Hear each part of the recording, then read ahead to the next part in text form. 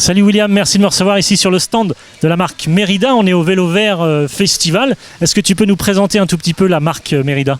Oui, bien sûr. Bonjour à vous aussi et merci d'être venu nous faire un petit coucou. Merida, aujourd'hui, c'est vrai que sur le marché français, manque encore un peu de notoriété. C'est pour ça qu'on est là depuis 1 an et demi. Mais Merida, il faut savoir que c'est le second constructeur de vélos au monde. On construit pour de nombreuses marques qui sont présentes aujourd'hui sur le vélo vert. Et voilà, notre objectif en France, c'est de conquérir la place que Merida mérite. Voilà. Ok, alors là, on est devant un vélo, c'est le marché aujourd'hui, on est devant un vélo assistance électrique. Il est vert, on est au vélo vert, il est vert, ok, donc c'est le E160. Ouais, E160, voilà, c'est des anglicismes, c'est pour signifier que le vélo est en 162 débattements, donc c'est vraiment le produit typique pour l'enduro et c'est le produit typique pour le Vélo Vert Festival pour s'amuser. Il y a juste à prendre les cabines, à monter à 1800 mètres d'altitude et se faire plaisir pendant 15 minutes. Ok, alors là on est sur du 27,5 plus. Tout à fait. Ouais, tout à fait, il est monté en 27,5 plus, c'est un cadre très joueur. La grosse particularité, nous on travaille avec Shimano et c'est une volonté parce qu'on a une forte relation avec la marque depuis de nombreuses années. Et le gros avantage de Shimano, c'est que le moteur est très compact. Donc aujourd'hui, cette motorisation-là, plus énormément de travail de la part de notre recherche et développement, nous permet d'avoir l'un des vélos avec les bases les plus courtes du marché. Voilà. Donc si ça c'est le modèle électrique, on a aussi un modèle on va dire musculaire. Si vous placez les deux modèles de la même taille à côté, le vélo a le même empattement, donc ça veut dire le même comportement malgré les kilos et malgré le moteur. Ok, on va parler un tout petit peu de la géométrie de ce cadre. Oui. On est là sur des bases qui sont très courtes, ça apporte donc de la maniabilité. Et à l'avant, on a un angle qui est relativement ouvert. Qu'est-ce que ça procure alors ? C'est un angle comme sur tous les enduros, ça apporte énormément de stabilité. On a un guidon qui est très large et avec une potence très courte, du coup ça amène un peu plus de maniabilité. Et voilà, je le répète, mais c'est un vélo qui est très très joueur et voilà, qui est très bien fini, notamment avec le groupe DI2 qui est relié avec la motorisation et la batterie Shimano. Voilà, c'est la crème de la crème chez Merida, c'est le plus haut de gamme qu'on retrouvera chez nous. Et ensuite, on a bien sûr une gamme qui se décline en enduro et aussi en all mountain avec le E120. Donc là, c'est 130 de débattement devant et 120 à l'arrière.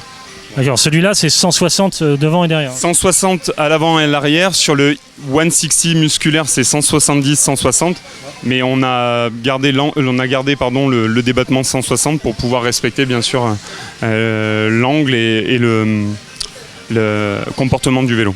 Ok, alors pour plus de maniabilité, évidemment, pour que ce soit encore plus ludique, eh bien, c'est bien sûr la garde au sol.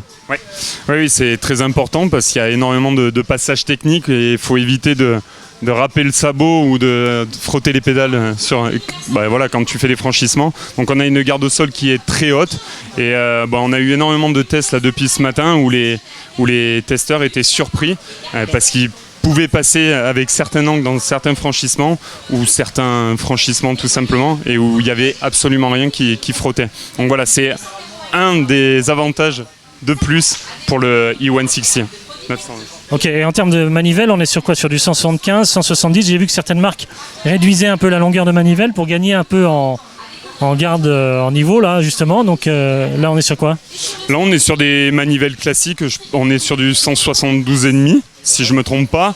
Voilà. Mais c'est pas forcément dû à la longueur des manivelles, c'est surtout que le châssis est surélevé par rapport à d'autres vélos. Un travail de conception.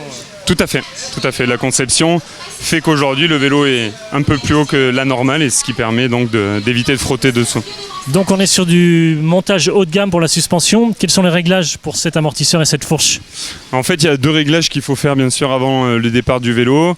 C'est les réglages du rebond haut et bas et de la compression haute et basse. Voilà, ça va permettre d'avoir un amortisseur qui répond au mieux sur le terrain.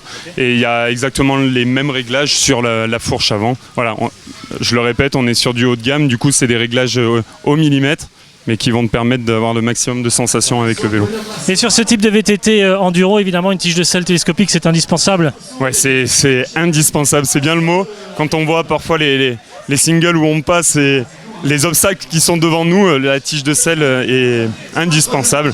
Et là, ce vélo, il est équipé d'une RockShox Reverb et elle fait super bien l'affaire.